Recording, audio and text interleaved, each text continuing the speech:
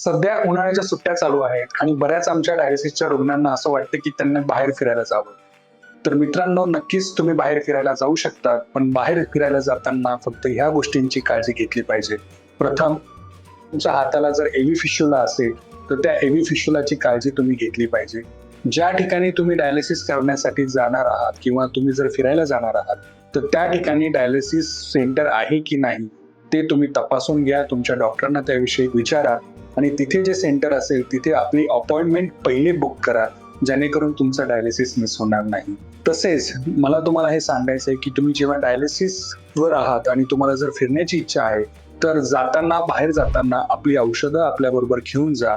बऱ्याच वेळा औषधं लोकं विसरतात आणि मग तिथे ती औषधं काही वेळेस भेटत नाही आणि मग रुग्णांना प्रॉब्लेम होतो.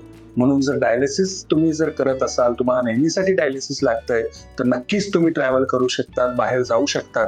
आणि हो, बऱ्याच वेळा तुम्ही डायलिसिस जेव्हा करता, तेव्हा आठवड्यातून 3दा करावं लागतं. तर 2 दिवसाचा असा गॅप भेटतो, ज्याच्यामध्ये तुम्ही नक्कीच ट्रॅव्हल प्लॅन करू शकता आणि जर शक्य असेल, तर कमीत कमी कोणाला तरी आपल्याबरोबर पण घेऊन जा, जेणेकरून जर काही प्रॉब्लेम असाल, तर तो व्यक्ती तुमच्याबरोबर असेल. धन्यवाद.